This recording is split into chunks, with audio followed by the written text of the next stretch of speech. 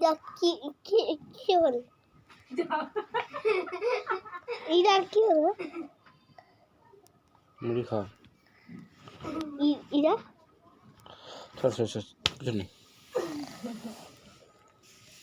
তোর ভাই আমি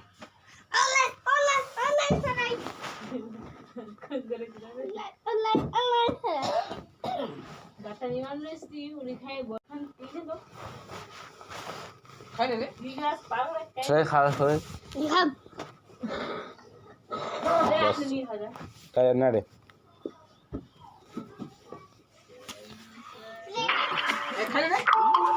ini sama ini kami dah kalau cuci aneh boleh deh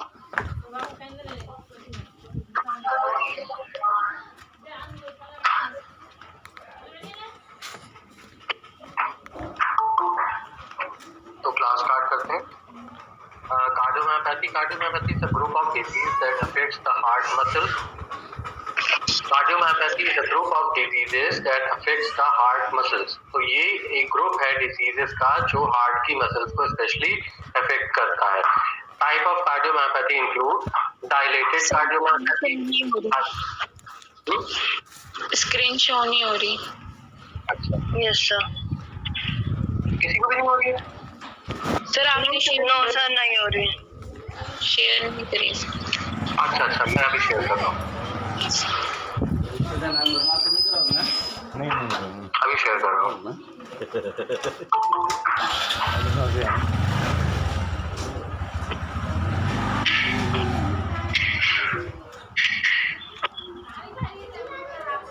अभी हो रही है? No sir. अभी हो रही है? Yes sir. यस सर हो रही है ना? चलिए ठीक है. तो cardiomyopathy is a group of disease that affects the heart muscles. Type of cardiomyopathy include dilated cardiomyopathy, hypertrophic cardiomyopathy, restrictive cardiomyopathy, arrhythmogenic right ventricle dysplasia and tachycardiomyopathy cardiomyopathy. देखिए आप लोग जो भी हम क्लास ले रहे हैं आप लोग अपना पेन और कॉपी को नोटबुक को साथ में लेके बैठिए. कुछ अगर हम बताते हैं नोट करने के लिए तो उसको आप नोट करिए, आपके लिए जरूरी है. तो cardiomyopathy is a group of disease that affects the heart muscles. क्योंकि मैं थोड़ा सा कराने के बाद रिवाइज करूंगा, पूछूंगा. तो cardiomyopathy is a group of disease that affects the heart muscles. Type of cardiomyopathy include dilated cardiomyopathy, hypertrophic cardiomyopathy, restrictive cardiomyopathy, arrhythmogenic right ventricular dysplasia, tachycardiomyopathy cardiomyopathy. Tachycardiomyopathy is a weakening of left ventricle, the heart's main pumping chamber, usually as a result of severe emotional or physical stress such as sudden illness, the loss of loved one, a serious accident. तो जो टैकोसूडो cardiomyopathy है ये बहुत धीरे धीरे develop नहीं होती है. इसके डेवलपमेंट के लिए कोई सडन ऐसा कॉज चाहिए होता है जो बहुत ही ज्यादा सीरियस कॉज हो, जिसमें कोई भी तरह की सडन इलनेस हो, मतलब कोई एक्यूट डिजीज इतनी तेजी से डेवलप हो जाए कि वो इन मसल्स को लूज कर दे. कहाँ की मसल्स को? जो लेफ्ट वेंट्रिकल की मसल्स हैं, लेफ्ट वेंट्रिकल. या फिर कोई सीवियर इमोशनल और फिजिकल स्ट्रेस हो जाए जैसे कि sudden illness, the loss of loved one और सीरियस एक्सीडेंट. तो इन सारे कंडीशन में टैकोसूडो कार्डियोमायोपैथी डेवलप हो सकती है. In hypertrophic cardiomyopathy, the heart muscles enlarge and thickens. In dilated cardiomyopathy, the ventricle enlarges and weakens. The restrictive cardiomyopathy, the ventricle stiffens. तो जो सारी मायोपैथीज हैं, जैसे हाइपरट्रॉफिक है तो इसमें जो मसल्स हैं वो enlarge भी होंगी और मोटी भी हो जाएंगी, थिक भी हो जाएंगी. डायलेटेड है उसमें मसल्स वीक हो जाएंगी, पतली हो जाएंगी और अपनी इलास्टिसिटी को लॉस कर देंगी, जिसकी वजह से चैम्बर जो है वो इनलार्ज हो जाएंगे. रिस्ट्रिक्टिव कार्डियोमायोपैथी, इसमें वेंट्रिकल के जो एबिलिटी है अब मसल्स की कॉन्ट्रैक्ट और रिलैक्स होने की, मतलब टोटल लॉस ऑफ इलास्टिसिटी, तो मसल्स स्टिफ हो जाएंगी और वो जो कॉन्ट्रैक्शन एंड रिलैक्सेशन की प्रोसेस है उसको रिस्ट्रिक्ट करेंगी। स्टिफनेस जो है वो मसल्स के कॉन्ट्रैक्शन और रिलैक्सेशन को प्रॉब्लम में डालेगा, जिसकी वजह से स्टिफ कर देंगे, स्टिफ हो जाएगा और बिल्कुल भी मसल्स जो है कॉन्ट्रैक्शन और रिलैक्सेशन में पार्टिसिपेट नहीं कर पाएंगी और कार्डियक आउटपुट कम हो जाएगा। कार्डियक आउटपुट कम होने की वजह से बीपी फॉल कर जाएगा और ऑक्सीजन का लैक होगा, मेटाबॉलिक वेस्ट बॉडी से नहीं बाहर जा पाएंगे। काफी आपको सारा कुछ पता है। इस तरह से कार्डियोमायोपैथी की जो पैथोजेनेसिस है वो डेवलप होगी। बात समझ में आ रही है? तो इस तरह से पैथोजेनेसिस डेवलप होगी। नेक्स्ट जो हमारा है सर डायलेशन किस केस में होता है और हाइपरट्रोफी किस केस में होती है? क्योंकि दोनों में एनलार्जमेंट है। हाँ, दोनों चीजों को जब हम पढ़ाएंगे ना तब उसके लिए बात करेंगे। जब हम कार्डियो डायलेटेड कार्डियो पढ़ाएंगे और रिस्ट्रिक्टिव कार्डियो पढ़ाएंगे और तो फिर हम उस टाइम पे डिस्कस करेंगे। कार्डियोमायोपैथी अब यहाँ पे इनके जो जेनेटिक है कौन एक्वायर्ड है उस तरह से इसको क्लासिफाई किया गया है। तो जो जेनेटिक कैटेगरी में आती है वो हाइपरट्रॉफिक कार्डियोमायोपैथी है, arrhythmogenic right ventricular cardiomyopathy. Arrhythmogenic जो वर्ड यूज किया जा रहा है यहाँ पे एरिथमिया जो है वो कॉज है कार्डियोमायोपैथी का और स्पेशली राइट वेंट्रिकल का इफेक्ट होता है। Left ventricular non compaction cardiomyopathy, ion channelopathies, dilated cardiomyopathy, restrictive cardiomyopathy. देखिए जो यहाँ पे दो और हैं मायोपैथी, इसका left ventricle non compaction cardiomyopathy और आयनिक चैनलोपैथी। ये आप मत पढ़िए, ये आपके कोर्स में नहीं है, ठीक है। हम इसको थोड़ा सा बता देंगे, अगर याद रहता है तो सिर्फ डेफिनेशन याद रखिएगा, इससे ज्यादा इसके बारे में जानने की जरूरत नहीं है। तो यहाँ पे जो जेनेटिक कैटेगरी है उस जेनेटिक कैटेगरी में जो आती है कार्डियोमायोपैथी वो हाइपरट्रॉफिक कार्डियोमायोपैथी है, arrhythmogenic right ventricle cardiomyopathy, left ventricle non compaction cardiomyopathy, ion channelopathies, dilated cardiomyopathy, restrictive cardiomyopathy. आपके जो मेन इंटरेस्ट की है वो हाइपरट्रॉफिक कार्डियोमायोपैथी है, dilated cardiomyopathy and restrictive cardiomyopathy. थोड़ा सा अगर इंटरेस्ट है तो एरिथमोजेनिक राइट वेंट्रिकल कार्डियोमायोपैथी को हम देख लेंगे साथ में। एक्वायर्ड ये होता है stress cardiomyopathy, myocarditis, inflammation of an injury to heart tissue due in part to its inflammation by lymphocyte and monocyte। Myocarditis होती है, मायोकार्डाइटिस के बाद होने के बाद जब जो मायोकार्डाइटिस मींस मायोकार्डियल इन्फ्लेमेशन और मायोकार्डियल इन्फ्लेमेशन जब होता है तो हार्ट के जो मायोकार्डियम है उसमें इंजरी होती है और इस इंजरी को जो पोस्टमार्टम साइन है मतलब ऑटोप्सी साइन है, मतलब ये कि जब पेशेंट की डेथ हो जाए अगर हम उसका हार्ट लेके उसका क्रॉस सेक्शन बना के उसकी हार्ट की जो मायोकार्डियम है उसकी स्लाइड बना के देखें तो उसमें हमें लिम्फोसाइट और मोनोसाइट का इन्फिल्ट्रेशन देखने को मिलेगा, क्योंकि ये इन्फ्लेमेटरी प्रोसेस है और इन्फ्लेमेशन में कौन कौन सी सेल्स पार्टिसिपेट करती हैं, इन्फ्लेमेशन की प्रोसेस में कौन कौन सी सेल्स का, ब्लड के कौन कौन से सेलुलर कंपोनेंट का बहुत ज्यादा इंपॉर्टेंट रोल होता है, उसमें आपको पता है कि लिम्फोसाइट्स और मोनोसाइट्स का बहुत इंपॉर्टेंट रोल होता है। तो जो पर्टिकुलर टाइप का इन्फ्लेमेशन मायोकार्डियम में हार्ट के मायोकार्डियम में होता है उसमें एटॉप्सी साइन और या पोस्टमार्टम साइन जो है अगर पेशेंट की डेथ हो जाए या डेथ अगर नहीं होती और हार्ट की मसल्स की मायोकार्डाइटिस में अगर आप बायोप्सी करते हैं तो बायोप्सी में जो स्लाइड आप बनाएंगे उसमें जो मसल्स मायोकार्डियम की स्लाइड बनेगी, आपने हिस्टोलॉजी में स्लाइड देखी थी हार्ट की मसल्स की स्लाइड, हाँ तो उसी तरह की स्लाइड होती है। तो वो तो नॉर्मल मायोकार्डियम आपको दिखाया गया था, लेकिन अगर इस केस में मायोकार्डाइटिस के केस में आप मायोकार्डियम की स्लाइड देखेंगे तो मायोकार्डियम की स्लाइड्स में आपको किन सेल्स का इन्फिल्ट्रेशन देखने को मिलेगा, कौन कौन से सेल्स का इन्फिल्ट्रेशन देखने को मिलेगा, मोनोसाइट्स एंड मोनोसाइट्स, ठीक है। Eosinophilic myocarditis, inflammation of an injury to heart tissue due to its infiltration by eosinophils. Eosinophilic myocarditis भी होती है जिसमें कि जो इन्फ्लेमेशन होता है उसमें अगर आप स्लाइड देखेंगे तो वहाँ पे इन्फिल्ट्रेशन आपको कौन से सेल्स का दिखेगा? eosinophils। और इस्केमिक कार्डियोमायोपैथी ज्यादातर जो है मायोकार्डियल इंफार्क्शन के बाद डेवलप होती है। समझ में आई बात? जो मायोकार्डियल इंफार्क्शन इस्केमिया होती है, इस्केमिया मतलब कोरोनरी आर्टरी में ब्लॉकेज हो जाए और हार्ट की मसल्स को ब्लड सप्लाई ना पहुंच पाए, जिसकी वजह से वहां की सेल्स में हाइपोक्सिया डेवलप होने के बाद वहां पे नेक्रोसिस डेवलप हो, नेक्रोसिस के बाद वहां पे इंफार्क्शन डेवलप।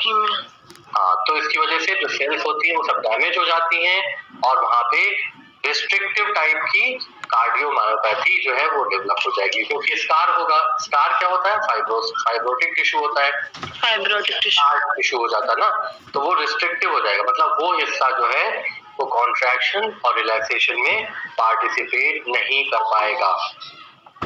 ठीक है, तो इस तरह से जो यहाँ पे ईस्नोफिलिक और लिम्फोसाइटिक, मोनोसाइटिक जो आपको मायोकार्डाइटिस बताई गई है, तो ये मायोकार्डाइटिस जो है ये कार्डियोमायोपैथी को डेवलप करने में इम्पोर्टेंट रोल प्ले करती है।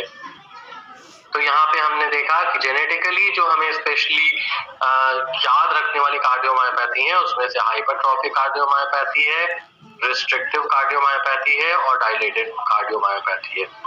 ठीक है, और फिर जो जेनेटिक में अगर एक को और हम डिस्कस करते हैं तो उसमें एरिथ्मोजेनिक आती है। एरिथ्मोजेनिक, हाँ, बाकी जो और दो थी जिसमें कि आयनल चैनलोपैथी थी, आयनिक चैनलोपैथी थी, उसको नहीं करना है।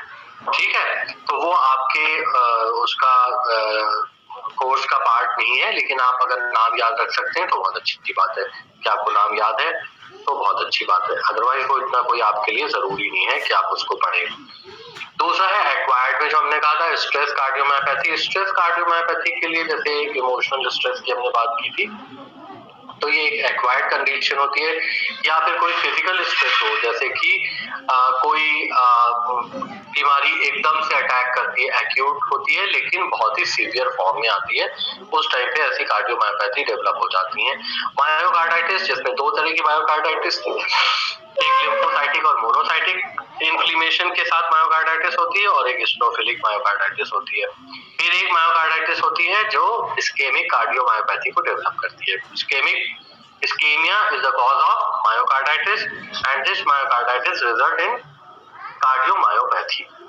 तो इसका जो पैथोजेनेसिस है वो in following step you can discuss. First, blockage in coronary artery, poor blood flow to the myocardium. Due to poor blood flow in myocardium develop hypoxia, then hypoxia results in necrosis and necrosis results in myocardial infarction, and myocardial infarction, healed myocardial infarction form a scar, and the scar is a solid muscular part which does not take part in any type of relaxation and contraction, so that this type of cause of myocarditis develop restrictive cardiomyopathy। बात समझ में आ रहा है? Ischaemic cardiomyopathy का जो development है वो किस तरह से होता है। जो दूसरी मायोकार्डाइटिस है, जैसे कि बैक्टीरियल इन्फेक्शन है या कोई वायरल इन्फेक्शन है या कोई फंगल इन्फेक्शन है, जिसकी वजह से मायोकार्डाइटिस डेवलप होगी, और ये मायोकार्डाइटिस जब डेवलप होगी तो एंटीबॉडीज बनेंगे, एंटीबॉडी एंटीजन का कॉम्प्लेक्सेस होंगे जो कि मायोकार्डियम में जाके डिपॉजिट होंगे, और जहां पे वो डिपॉजिट होंगे वहां पर process of inflammation take place. और जो cellular component of blood in case of monocytic and lymphocytic, both type of cells found in the infiltration of inflammation of myocardium. जो eosinophilic myocarditis है, in this type of myocarditis we can see the eosinophils in the infiltration of inflammation. अगर inflammatory legion की आप biopsy करते हैं या autopsy में उसके स्लाइड्स को देखते हैं तो आपको eosinophilic इनफिल्ट्रेशन देखने को मिलेंगे। ठीक है, आगे चलते हैं। Left ventricle non compaction cardiomyopathy. Sir entry दे दीजिए।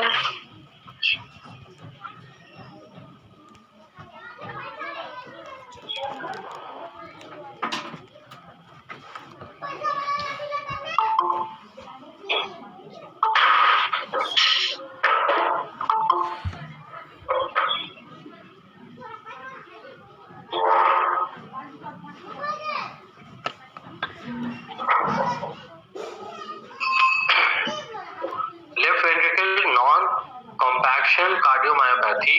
Left ventricle non-compaction cardiomyopathy is a condition of the heart where the heart wall of the left ventricle are non-compacted. This causes channels to form in the heart muscles called trabeculation. This gives the left ventricle a characteristic spongy look, a bit like a honeycomb. Although it usually affects the left ventricle, it can also affect the right ventricle. यहाँ पे जो ये condition है जिसको कहा गया ट्रैबेकुलेशन, left ventricle non compaction मतलब जो इनकम्प्लीट है, मतलब कोई कंप्लीट नहीं है दीवार बना होने का। ये खासकर लेफ्ट वेंट्रिकल में देखी जाती है ये कंडीशन। तो इस कंडीशन पूरी तरह से जो है नॉन कॉम्पैक्टेड है, मतलब कॉम्पैक्ट नहीं है, और जो इसमें फिंगर लाइक प्रोजेक्शन बन रहे हैं इनको ट्रैबेकुलेशन बोलते हैं। तो channels to form in the heart muscles called trabeculation that give the left ventricle characteristic spongy look. जब हम इसको देखेंगे तो यहाँ पे स्पंज जैसा लुक होगा, मतलब बहुत स्ट्रॉन्ग मसल्स नहीं होगी बल्कि स्पंज जैसा होगा, तो बड़ा लूज हो जाएगा मसल्स का जो अरेंजमेंट है। Although it usually affects the left ventricle, it can also affect the right ventricle. बहुत रेयर राइट वेंट्रिकल में कंडीशन देखने को मिलती है, वह ज्यादातर लेफ्ट में देखने को मिलती है, इसीलिए जो इसका नाम है तो left ventricle non compaction cardiomyopathy कहा जाता है इसको। बात समझ में आई? Left ventricle non compaction cardiomyopathy का क्या मतलब है, समझ में आया? Yes sir. बात समझ में आई? हाँ, क्योंकि जो लेफ्ट वेंट्रिकल की वॉल होती है वो नॉन कॉम्पैक्ट होती है, मतलब कंप्लीट नहीं होती है, और इस जो इनकम्प्लीट वॉल है लेफ्ट वेंट्रिकल की जिसमें ट्रैबेकुलेशन प्रेजेंट फिंगर लाइक प्रोजेक्शन है, जिसकी वजह से लेफ्ट वेंट्रिकल का जो वॉल है वो स्पंजी होगी, मतलब इतने स्ट्रॉन्ग कॉन्ट्रैक्शन नहीं होगी, और स्ट्रॉन्ग कॉन्ट्रैक्शन नहीं होगी क्योंकि पूरी बॉडी के दूर दूर हिस्से में ब्लड को पहुंचाना नहीं जाएगा, काम नहीं जाएगा फिर, तो इसलिए प्रॉब्लम हो जाएगी। सर ये बाय बर्थ होगा? ये बाई बर्थ हो सकता है। क्यों हो सकता है बाई बर्थ? क्योंकि ये दीवार ऐसी बनकर आई है जिस तरह से, जैसे कि साइनोटिक हमने हार्ट डिफेक्ट में आपको बताया था ना कि वो डिफेक्ट बनकर ही आते हैं, मतलब अगर चेस्ट का ब्रेक है तो वो डिफेक्ट बन के ही आया है, अगर वॉल सर्किट है तो वो डिफेक्ट बनकर ही आया है, मतलब वो कॉन्जेनाइटल है। तो ये भी एक तरह का कॉन्जेनाइटल ही डिफेक्ट है जो कि ट्रैबेकुलेशन यहाँ पे देखने को मिलता है। एक्वायर्ड अगर कोई केस है तो उसमें जो भी डेवलपमेंट होगा वो फिर दूसरी तरह से कार्डियोमायोपैथी को डेवलप करेगा। बात समझ में आ रही है? Yes ma'am. क्लियर है? Yes sir. Etiological classification based on drawbacks, classification based on intrinsic disorder of the myocardium. आपको ये जो इसमें यहाँ पे हेडिंग्स लिखी है इन सबको कोई याद रखने की जरूरत नहीं है, बस आप ये रखिए कि कॉजेज क्या क्या हो सकते हैं, और जो मतलब क्लासिफाई है किया गया है या मतलब पैथोजेनेसिस है, वो जो भी आप इस चीज से सिंपल फॉर्म में जो चीज समझ सकते हैं बस उसको समझिएगा, जरूरी नहीं कि इन्हीं हेडिंग्स के अंदर आप अपने दिमाग को घुमाइए। Ventricular dysfunction can result from a failure to correct volume or pressure overload in valve, disease or to control hypertension. Loss of myocardium caused by coronary artery disease also lead to severe ventricular dysfunction. All of these in-stage conditions are categorized as a specific cardiomyopathy. देखिए इन्होंने जो बात यहाँ पे कही है बहुत ध्यान से मेरी बात सुनिएगा। जैसे कि अगर वॉल्व ठीक से ना बने हों, जैसे एओर्टिक स्टेनोसिस हो या पल्मोनरी जो है वहां पे स्टेनोसिस हो या ट्राइकस्पिड स्टेनोसिस हो या माइट्रल स्टेनोसिस हो, तो क्या होगा? वॉल्यूम ओवरलोड होगा, चैम्बर के ऊपर बहुत ज्यादा प्रेशर पड़ेगा और चैम्बर के ऊपर प्रेशर पड़ने की वजह से वो या तो हाइपरट्रोफाइड हो जाएगा या फिर डायलेट। हाँ, तो ये कॉज होते हैं किसी भी चैम्बर में अगर कार्डियोमायोपैथी हो रही है तो वहां पे आपको समझ में आ जाना चाहिए बात, या तो उसका जो वॉल्व है वो प्रोलैप्स हो चुका है या फिर उसका वॉल्व जो है वो कंस्ट्रिक्ट हो चुका है। कितने वॉल्व है वो आपको पता है, एओर्टिक वाल्व है, पल्मोनरी वाल्व है, ट्राइकस्पिड वाल्व है, माइट्रल वाल्व है। आप उसके पीछे के जो हिस्सा है जहाँ से ब्लड आ रहा है उसमें बता सकते हैं कि वहाँ पे डायलेटेड या हाइपरट्रोफाइड कार्डियोमायोपैथी हो सकती है। दूसरा जो उन्होंने कॉज दिया है, उन्होंने दिया है कि कोरोनरी जो ब्लड सप्लाई है, अगर वो ब्लड सप्लाई पुअर हो जाए, कोरोनरी आर्टरी से ब्लड सप्लाई नहीं ठीक से पहुंचे, तो उस हिस्से में मायोकार्डियल इंफाक्शन हो जाता है। बहुत लॉन्ग टर्म में जाके बहुत बाद में जाके वहाँ पे स्कारिंग होती है और कार्डियोमायोपैथी डेवलप होती है। नेक्स्ट जो है इंट्रिंसिक डिसऑर्डर्स है जिनकी बात की गई है कि इस तरह से जो क्लासिफिकेशन है वो बेस्ड है किससे? The second form of cardiomyopathy classification is caused by the intrinsic disorder of the myocardium itself and is subdivided on the basis of the pathophysiology. The different functional abnormality produce characteristic changes in ventricular shape. तो जो first classification है उस classification में आप लिखिए classification of cardiomyopathy, copy में लिखिए जल्दी से, कार्डियोमायोपैथी क्लासिफिकेशन। तो प्रैक्टिकल है या फिर ये भी नोट्स? ये थ्योरी पेपर है आपका। Okay sir. आप ऊपर लिखिए क्लासिफिकेशन ऑफ कार्डियोमायोपैथी, उसको दो पार्ट में डिवाइड कीजिए। दो पार्ट में डिवाइड किया, जो फर्स्ट वाला पार्ट है उसमें लिखिए एनाटॉमिकल डिफेक्ट।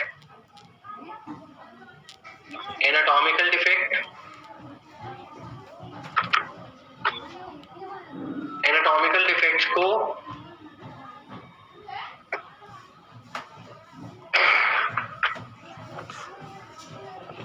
एनाटॉमिकल डिफेक्ट्स को दो पार्ट में डिवाइड कीजिए।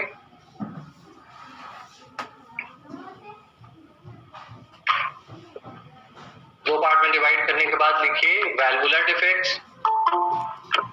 वैल्वुलर डिफेक्ट्स,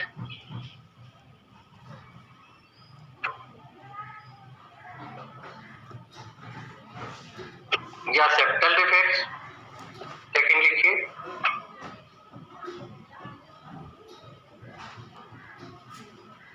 और थर्ड लिखिए muscular defect. Sir anatomical defect के दो हैं, वैल्वुलर डिफेक्ट एंड सेप्टल डिफेक्ट। जो एनाटॉमिकल है उसको तीन में डिवाइड कीजिए। Okay sir. तीन पहले में आपने लिखा, सबसे पहले क्या लिखा था? सेप्टल और वैल्वुलर डिफेक्ट, फिर सेप्टल डिफेक्ट, फिर मस्कुलर डिफेक्ट।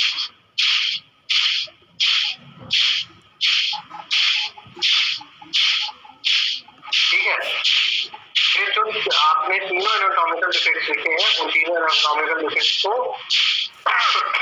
एक पॉइंट पे लाके मिला दीजिए। तीनों से एक एक एरो निकालिए, निकाल के उस एरो के नीचे लिख दीजिए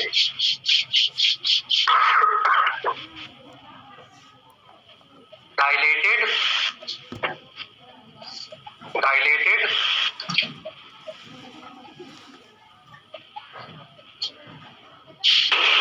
सर एक बार मस्कुलर डिफेक्ट के बाद रिपीट कर दीजिए, आपने क्या बोला? तीनों जो डिफेक्ट्स हैं उन तीनों को एक एक एरो से करके एक ही पॉइंट पे मिला दीजिए। तीनों डिफेक्ट से तीन एरो निकालिए और उसको एक पॉइंट पे लाके मिलाइए। मिलाने के बाद उस पॉइंट पे लिखिए डायलेटेड कार्डियोमायोपैथी और हाइपरट्रॉफिक डायलेटेड कार्डियोमायोपैथी और हाइपरट्रॉफिक कार्डियोमायोपैथी। बात क्लियर है, समझ में आई? Yes sir. अब दूसरी तरफ आते हैं। सर डायलेटेड कार्डियोमायोपैथी की बात क्या बोला आपने? डायलेटेड कार्डियोमायोपैथी और हाइपरट्रॉफिक कार्डियोमायोपैथी, मतलब इन तीनों में ये चीज होती है। हाँ, मतलब उन तीनों की वजह से ये दोनों तरह की कार्डियोमायोपैथी देखी जा सकती है। हाँ, ठीक है। अब जो दूसरी तरफ है जिसमें कोरोनरी डिफेक्ट्स है, तो दूसरी तरफ आपने बनाया था जो दो ब्रॉड क्लासिफिकेशन किए थे, तो एक तो एनाटॉमिकल डिफेक्ट्स किया था और जो दूसरी तरफ आपने लिखा था कोरोनरी डिफेक्ट्स। कोरोनरी डिफेक्ट्स में एक एरो नीचे लगाइए, उसमें लिखिए muscular ischaemia, muscular ischaemia, muscular ischaemia के नीचे एक एरो बना के लिखिए मायोकार्डियल इंफार्क्शन, और MI भी लिख सकते हैं, capital M capital I, MI। तो मायोकार्डियल इस्कीमिया और MI। फिर नीचे एक एरो बना के लिखिए scar formation, scar formation, bracket में लिखिए fibrosis, scar SCAR, scar formation, bracket में लिखिए फाइब्रोसिस, ब्रैकेट में लिखिए फाइब्रोसिस, और उसके बाद डैश नीचे एक एरो लगा के लिख दीजिए restrictive cardiomyopathy, restrictive cardiomyopathy, restrictive cardiomyopathy.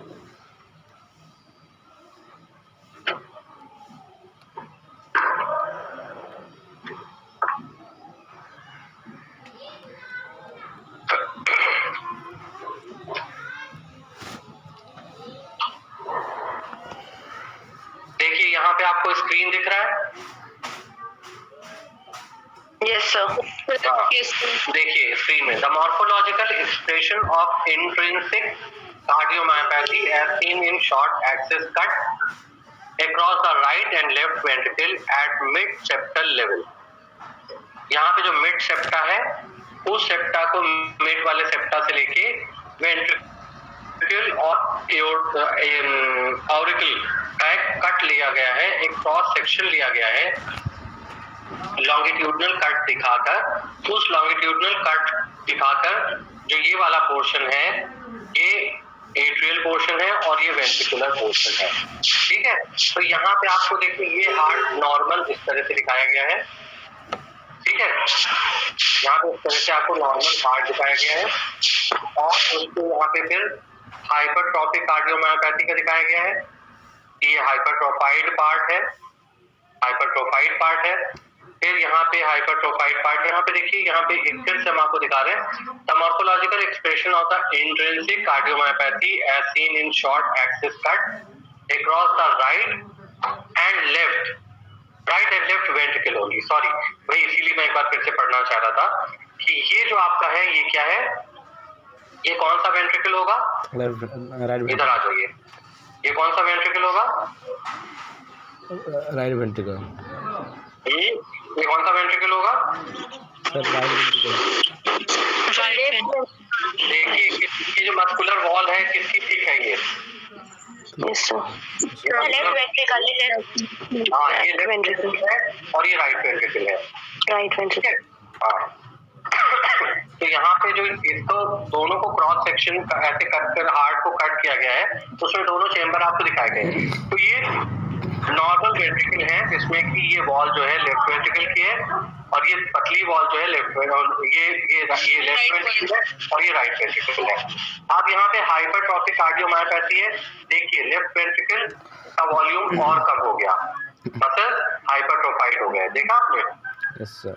यहाँ पे डायलेटेड कार्डियोमायोपैथी हुआ है जिसकी वजह से चैम्बर का साइज बहुत बड़ा हो गया है और मसल्स कितनी वीक हो गई है, पतली हो गई है, ठीक है। यहाँ पे ये जो यहाँ पे राइट वेंट्रिकल डायलेटेड डायलेटेशन है।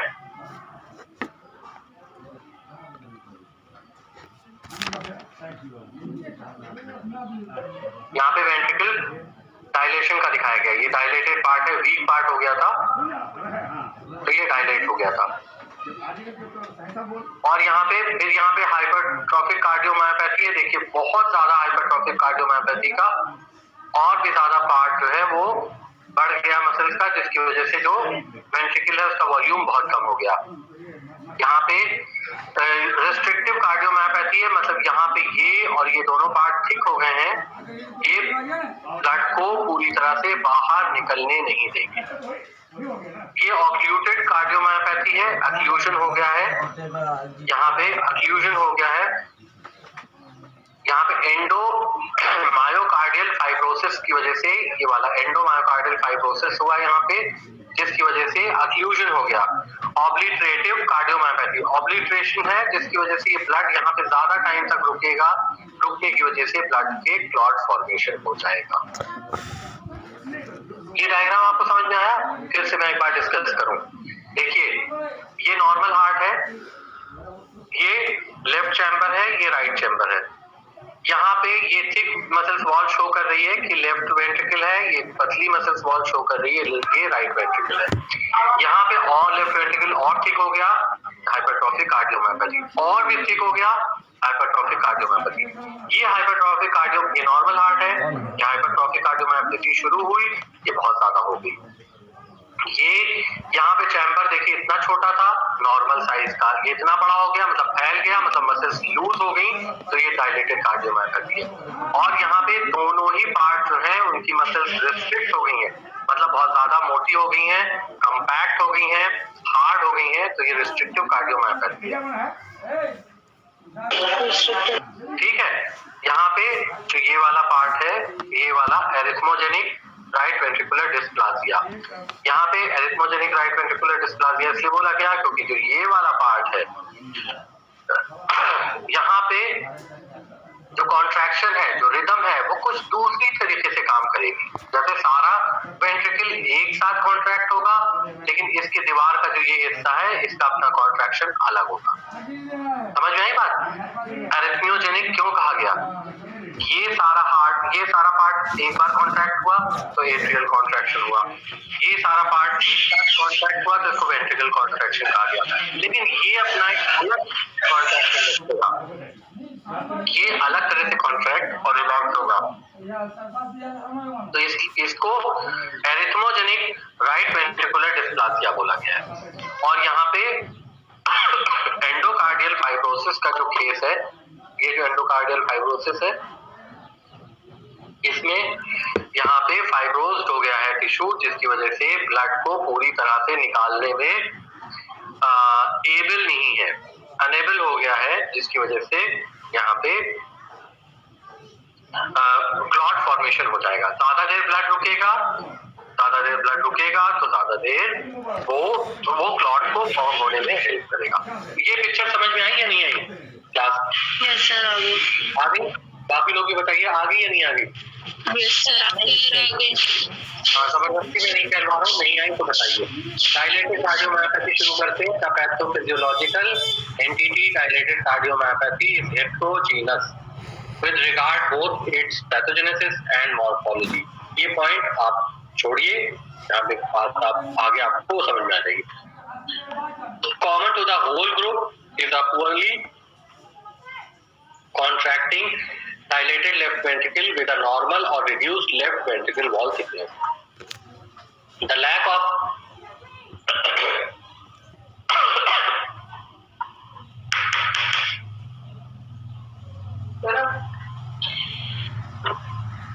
the common to the whole group is a poorly contracting dilated left ventricle with a normal or reduced left ventricle wall thickness. कहने का मतलब ये है कि जो लेफ्ट साइड है वो तो नॉर्मल है, उसकी थिकनेस भी नॉर्मल है, लेकिन जो लेफ्ट वेंट्रिकल है, जो राइट वेंट्रिकल है, वो डायलेटेड है और उसकी मसल्स बहुत अच्छी तरह से कॉन्ट्रैक्ट नहीं कर पा रही है। तो इस तरह से जो कॉन्ट्रैक्शन होता है वेंट्रिकल का वो एक साथ नहीं हो पाता है। The lack of an increase in left ventricle wall thickness and to mass, a significant increases in left ventricle mass. In the terminal stage, thrombus may develop in the apices of both ventricle. तो अगर एक side है dilated cardiomyopathy, तो इसका मतलब ये है कि राइट साइड पे अगर है तो राइट साइड का चेंबर जो है उसका डायलिटेशन है, कॉन्ट्रैक्शन है, वो डिले करेगा, नॉर्मल चेंबर के साथ नहीं कर पाएगा। और अगर लेफ्ट साइड का है तो उसी तरह से जैसे कि वो नॉर्मल कॉन्ट्रैक्शन होता है तो वो राइट के साथ मैच नहीं कर पाएगा। और अगर दोनों चैम्बर की वॉल है उसमें डायलेटेड कार्डियोमायोपैथी है, चैम्बर जो है वो ज्यादा देर ज्यादा अच्छा कॉन्ट्रैक्शन नहीं कर पाएंगे, बहुत वीक कॉन्ट्रैक्शन करेंगे तो उसमें ज्यादा देर तक ब्लड रुकेगा।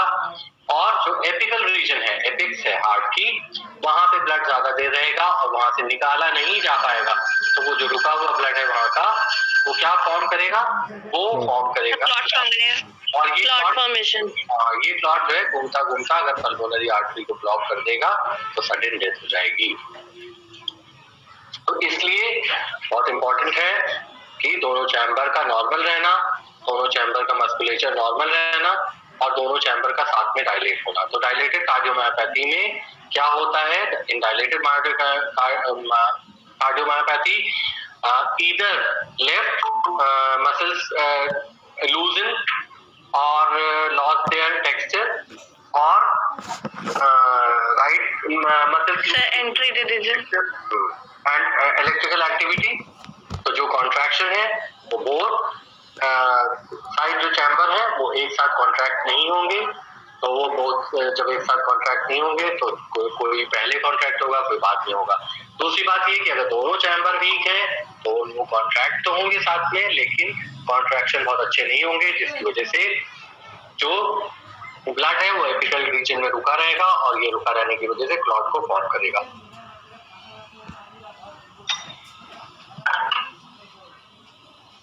टर्मिनल स्टेज में जब स्टेज बहुत ज्यादा आगे बढ़ जाएगी, हिस्टोलॉजिकल चेंजेस क्या हमें देखने को मिलेंगे। अगर हम डायलेटेड कार्डियोमायोपैथी के पेशेंट के हार्ट को बायोप्सी करते हैं या फिर उसके मरने के बाद ऑटोप्सी में टिश्यू लेकर उसकी स्लाइड बनाते हैं तो उसमें क्या दिखता है, the individual myocytes are increased in length rather than in width and lose the normal number of intracellular contractile myofibril and thus appear empty and vacuolated on histology।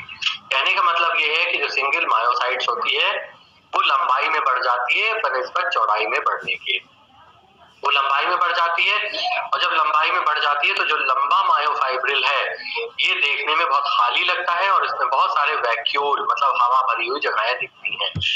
The myocyte nuclei increase in size because of the synthesis of DNA and become polyploid. कहने का मतलब ये है कि ये जो DNA है ये पॉलीप्लॉइड में दिखता है, मतलब बहुत घना दिखता है, और जो न्यूक्लियस है क्यों, क्योंकि उसमें डीएनए की सिंथेसिस बहुत ज्यादा हो जाती है।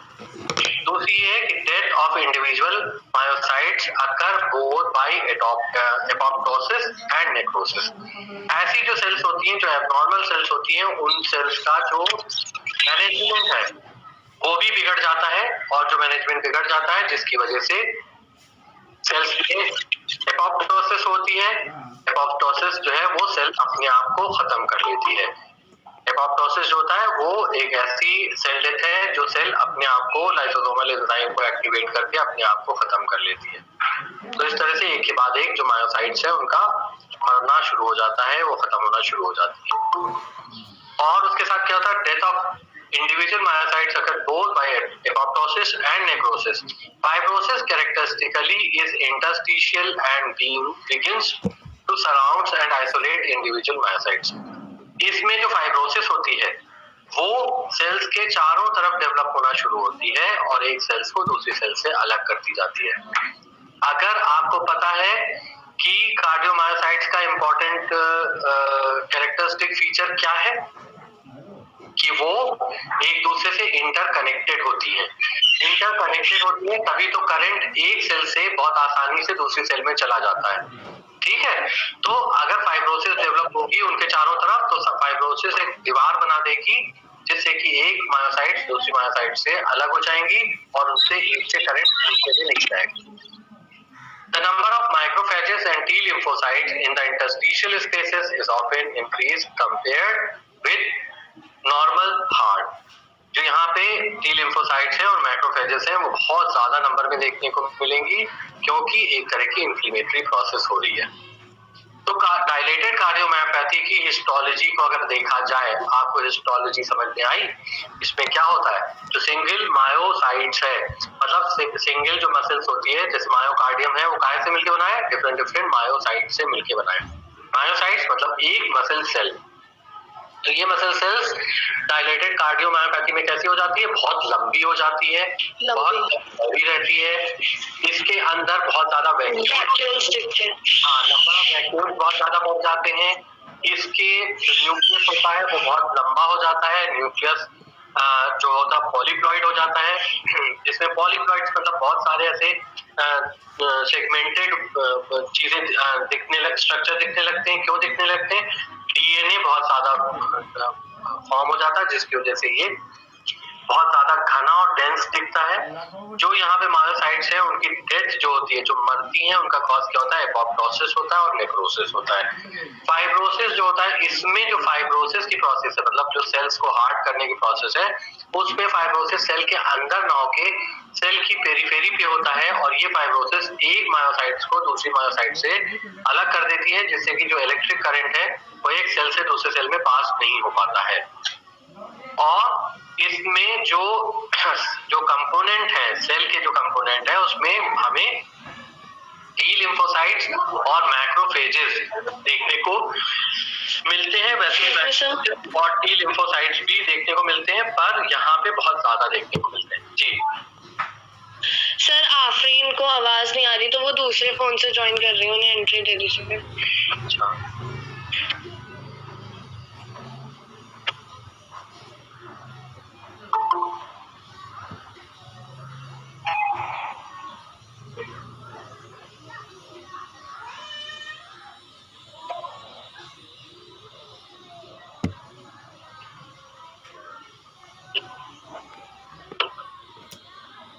Structural changes in dilated cardiomyopathy, क्या क्या स्ट्रक्चर में चेंजेस होते हैं वो देख लीजिए।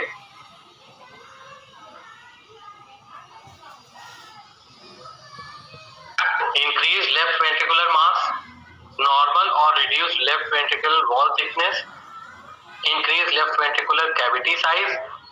हिस्टोलॉजी में होता है myocyte nuclear size increase, myofibril loss with in myocytes, focal myocyte death, increase in interstitial lymphocytes and macrophage interstitial fibrosis।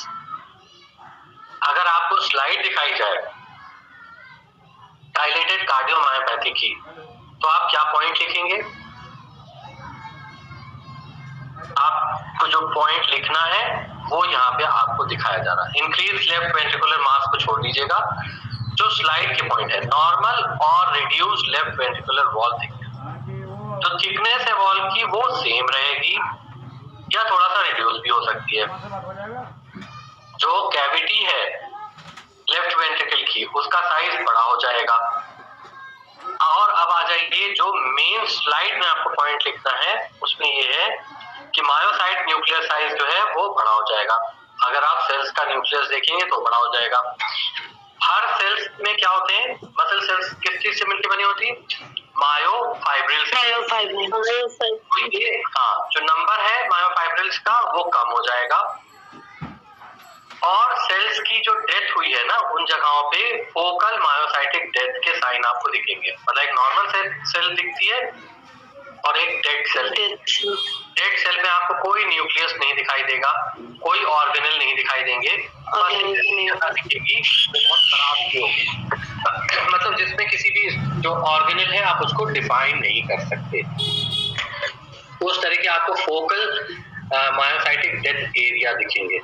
Increase in interstitial T lymphocytes, और अगर आप देखेंगे गौर से तो जहाँ पे फाइब्रोसिस हुई है वहाँ पे टी लिम्फोसाइट्स और मैक्रोफेजेस बहुत बड़े नंबर में आपको देखने को मिलेंगे। आगे बढ़ते हैं, देखिए ये है डायलेटेड कार्डियोमायोपैथी की पिक्चर इस साइड में। ये नॉर्मल है, आपको ये नॉर्मल कार्डियक बायोप्सी है with the myocytes in cross section Each myocyte has a uniform pink cytoplasm owing to the majority of the cell being filled with myofibril. देखिए ये जो सब गोल गोल हैं ये मायोसाइट्स हैं, ये नॉर्मल मायोसाइट्स हैं, ठीक है, ये सारे नॉर्मल मायोसाइट्स हैं और ये इनकी न्यूक्लियस है। सभी में न्यूक्लियस नहीं दिखे क्योंकि जब क्रॉस सेक्शन हम काटते हैं तो जरूरी नहीं कि सारी सेल्स एक ही तरफ लोकेट कर रही हो कि सबके न्यूक्लियस दिख जाए।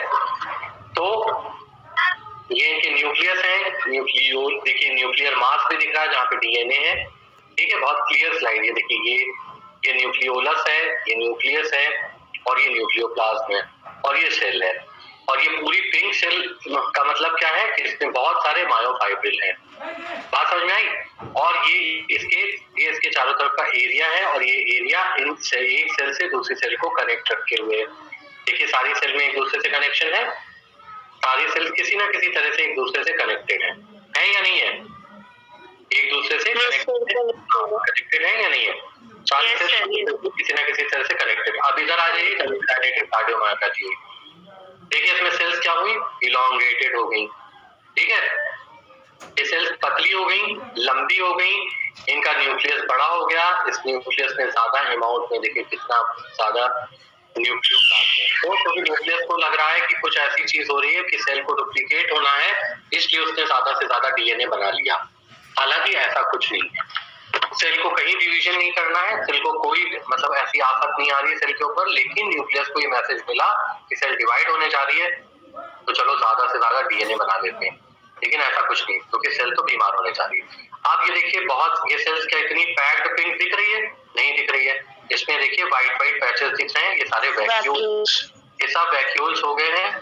और यहाँ पे जो ये एरिया में देखिए ये सेल्स आपको दिख रही हैं, ये वाली, ये सब डेड सेल्स हैं, ये डेड फोकाई है, ये देखिए ये सब डेड फोकी, जिसमें कि सारे डेड सेल्स हैं, मर चुके सेल्स हैं, ये इनके न्यूक्लियस बाकी हैं थोड़े थोड़े, जो न्यूक्लियोलस वाले एरिया, ये सब डेड सेल्स हैं।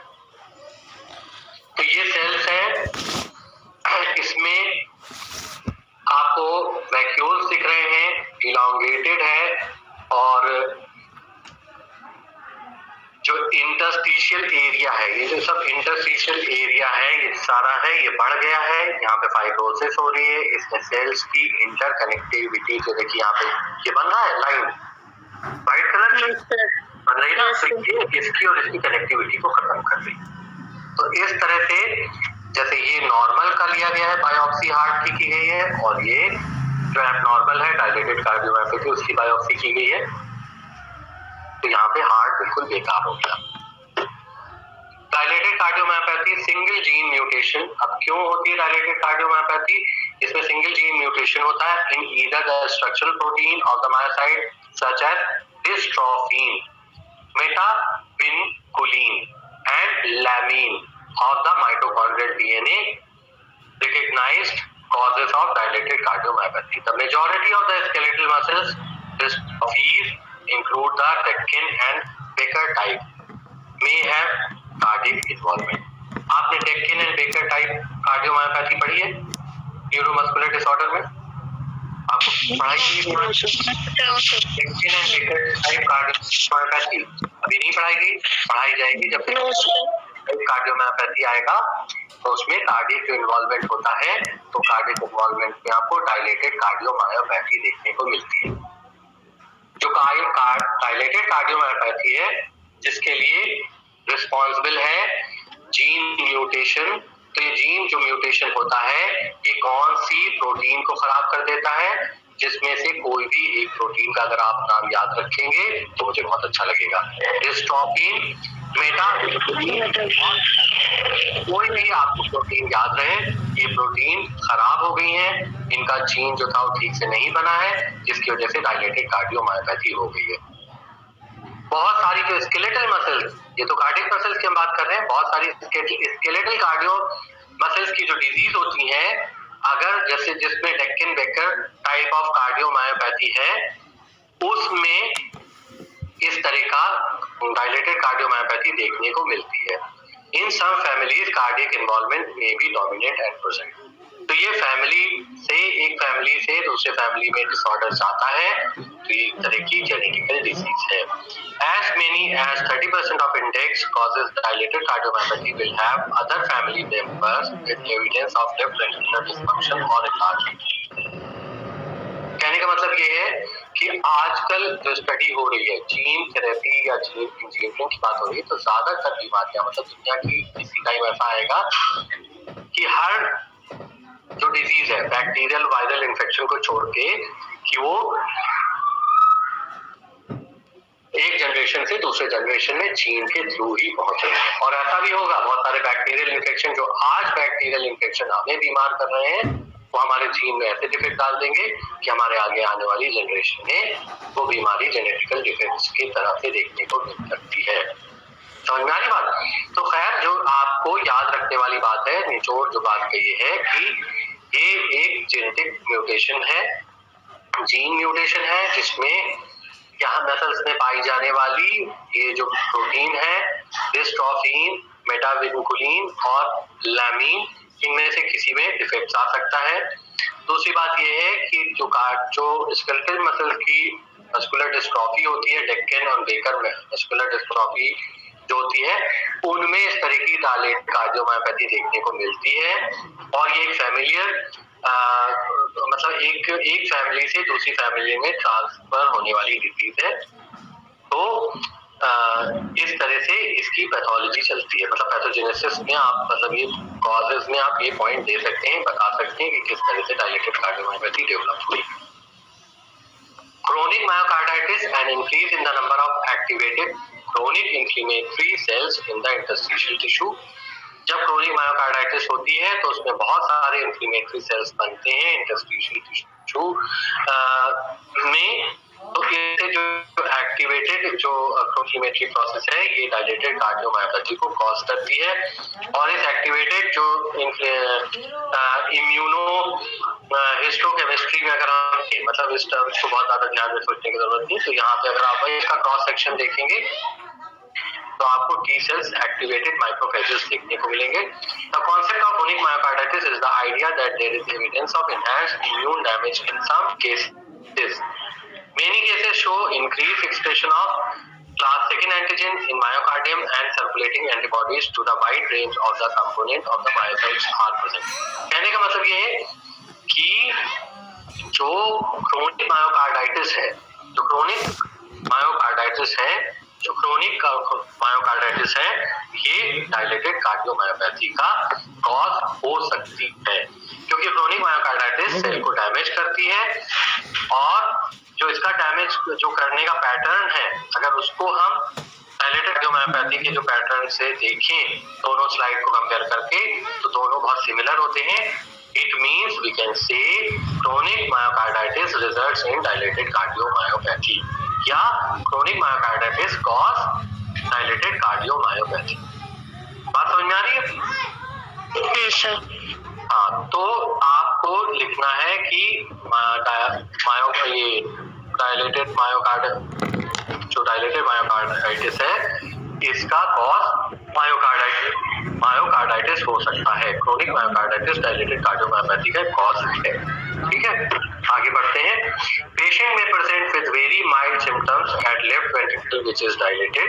These cases may be early form of dilated cardiomyopathy. मतलब कुछ जो जिनका लेफ्ट वेंट्रिकल जो होता है डायलेट होता है, उनमें बहुत सिम्टम्स होते हैं, बहुत ही माइल्ड होते हैं, और इस तरह के पेशेंट्स जो है बाद में डायलेटेड कार्डियोमायोपैथी के पेशेंट की तरह डायग्नोज किए जाते हैं। Myocardial fibrosis may occur without any clear cause such as coronary artery disease and be associated with ventricular arrhythmia rather than left ventricular dilatation and heart failure. Such cases have been equated in past with hailed myocarditis but are increasingly being recognized as familiar although the genes are not identified। कहने का मतलब ये है कि जो myocardial fibrosis होती है, जैसे कि कोरोनरी हार्ट डिजीज के केस में होती है, या जो एरिथमियोजेनिक कॉजेज हैं, एरिथमिया है, ये डायलेटेड मायोकार्डाइटिस के कॉज हो सकते हैं। बात समझ में आ रही है? तो हमने जो आपको कॉजेज बताए, आप कॉजेज में लिख लीजिए। यहाँ से स्लाइड से आपको थोड़ा सा मुश्किल लगेगा, तो लिख लीजिए कॉजेज ऑफ कार्डियोमायोपैथी, लिख लीजिए कॉजेज ऑफ डायलेटेड कार्डियोमायोपैथी, उसमें लिख लीजिए कॉजेज ऑफ डायलेटेड कार्डियोमायोपैथी, इसमें कॉज लिख लीजिए gene mutation of this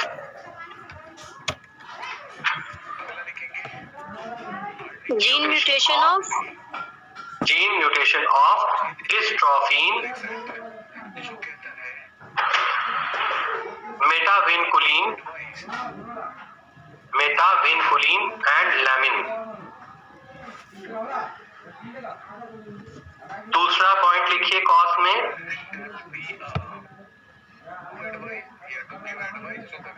skeletal muscle dystrophies, yes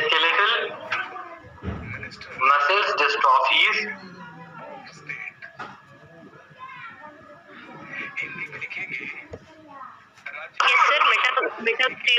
मेटाविनक्यूलिन के पास है। Duchenne and Becker type, Duchenne DUCHE and Becker BECKER,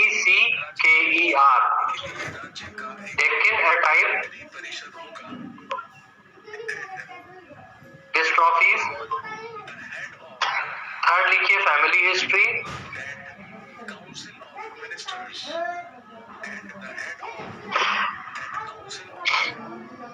fourth point लिखिए क्रोनिक मायोकार्डाइटिस,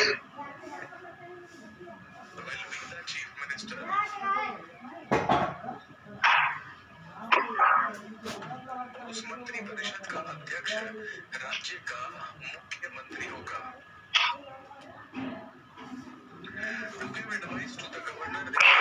नेक्स्ट लिखिए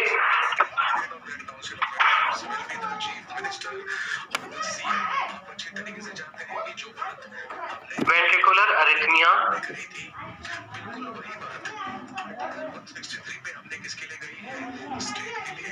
आपको याद होगा आर्टिकल 74 में हमने कहा भारत के राष्ट्रपति को सलाह देने के लिए उसका एक मंत्री परिषद होगा, जिस मंत्री परिषद का अध्यक्ष प्रधानमंत्री होगा। बिल्कुल ऐसे ही अगर हम राज्य के बारे में बात करें या स्टेट, ठीक है। मुझे बताइए क्या क्या कॉजेज लिखे। Sir, gene mutation of dystrophin, metavinculin and lamin, the skeletal muscle dystrophies including Duchenne and Becker type dystrophies, family history, chronic myocarditis, ventricular arrhythmia। ठीक है, देखिए मायोकार्डाइटिस जो है उसकी कार्डियो की डेफिनेशन आप लिखेंगे, ठीक है, यहाँ पे डेफिनेशन दी हुई है। फिर टाइप ऑफ कार्डियोमायोपैथीज आप लिखेंगे, लिखिए जो मैं बता रहा हूँ लिखते जाइए। पहले डेफिनेशन आप लिखेंगे, डिफाइन करेंगे क्या होती है, फिर उसके बाद आप लिखेंगे टाइप्स कार्डियोपैथी के क्या होते हैं, टाइप्स क्या होते हैं, ठीक है। टाइप्स के बाद आप लिखेंगे जो क्लासिफिकेशन है वो कैटेगरी है कार्डियोमायोपैथी की, जेनेटिक और एक्वायर्ड। यहाँ पर उसको डिवाइड करेंगे, क्लासिफिकेशन में लिखना है जेनेटिक और एक्वायर्ड। फिर उसके बाद सर टाइप्स के बाद क्या बोला आपने, लिखिए कैटेगरी, क्वेश्चन लिखिए, मैं क्वेश्चन आप लिखिए। Define cardiomyopathy, define cardiomyopathy,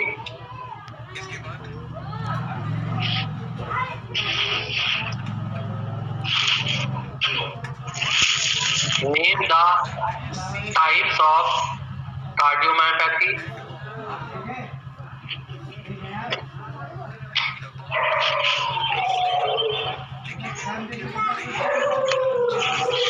full stop, give the example of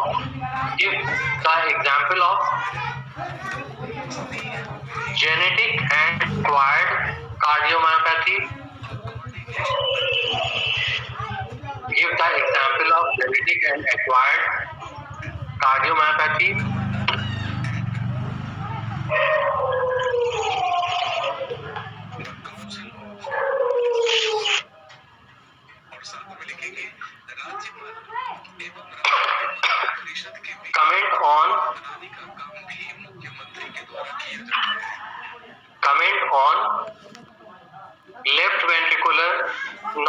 compaction, cardiomyopathy. Sir फिर से बोल दीजिए क्या बोल रहे हैं. अच्छा, comment on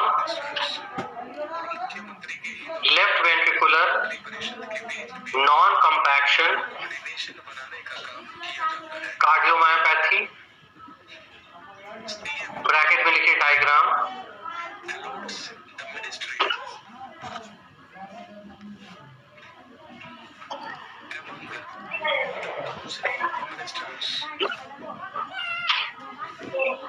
क्लासिफिकेशन मैंने आपको समझा दिया है, मतलब लिखवाया है.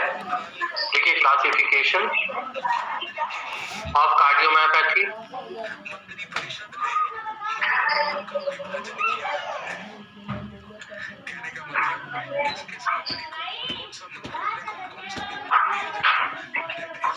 नेक्स्ट लिखिए diagrammatic presentation of all cardiomyopathy. Diagrammatic presentation of all cardiomyopathy.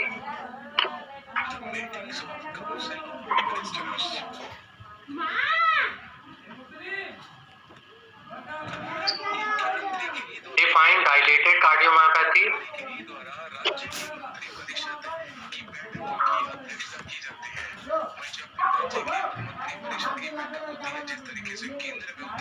Define dilated cardiomyopathy.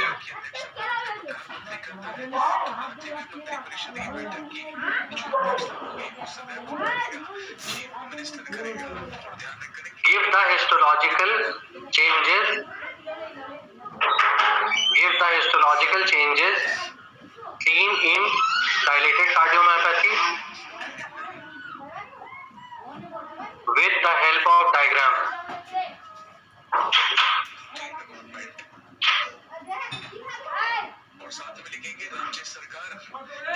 Sir seen इनके बाद Seen in dilated cardiomyopathy with the help of diagram.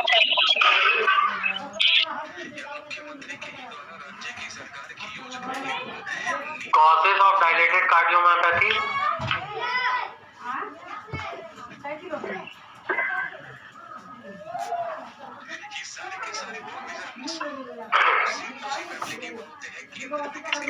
बस यहाँ तक आप अभी 11:20 हुआ है. आप लोग सब नोट्स बनाइए. ये पीपीटी आपके पास नहीं है, मैं आपको पीपीटी मेल कर रहा हूँ और इसको देख के नोट्स बनाइए, डायग्राम बनाइए, नोट्स बना के अपने पास रखिए. ठीक है, मुझे भेजने की जरूरत नहीं है, लेकिन नोट्स बना के जितने क्वेश्चन मैंने बोले हैं शुरू से मुझे बताइए. कौन बताएगा? मैं नाम बताऊंगा, वो मुझे बताएगा. और अगर नहीं बताया तो फिर अटेंडेंस पे प्रॉब्लम होगी.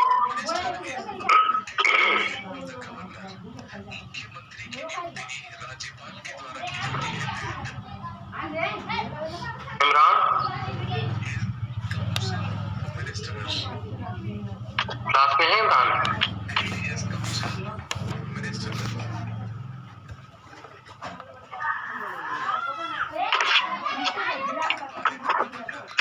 अंबर ये क्लास में है? इमरान यस सर इमरान है, ज्वाइन है.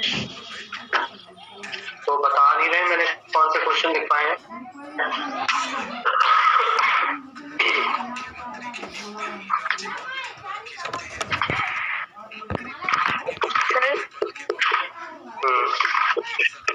सिस्टर को फोन चाहिए सर, आप इससे क्वेश्चन पूछ लीजिए पहले. क्या हुआ बेटा? तो मेरी सिस्टर कहीं जा रही हूँ, मेरा फोन लेके जा रही हूँ. ठीक है. सर आपको कोई क्वेश्चन पूछते हैं तो आप पूछ लीजिए. नहीं बेटा, अब दे दो. मैंने जो क्वेश्चन लिखा है वो आपके पास होना चाहिए.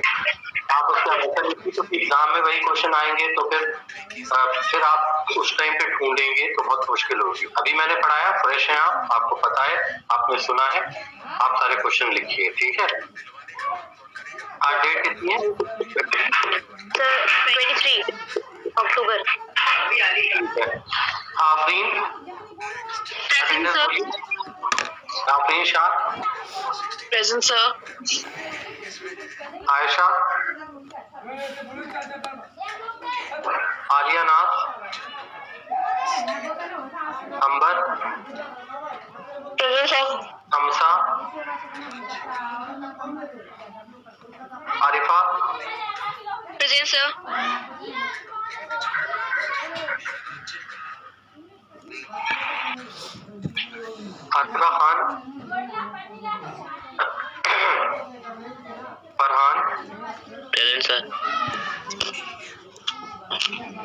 Fareen, Present, sir. Fiza Khan, Present, sir. Haseeb, Imran,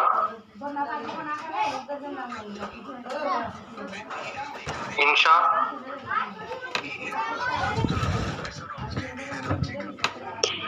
इफ्रा, Present, sir. खुशबू,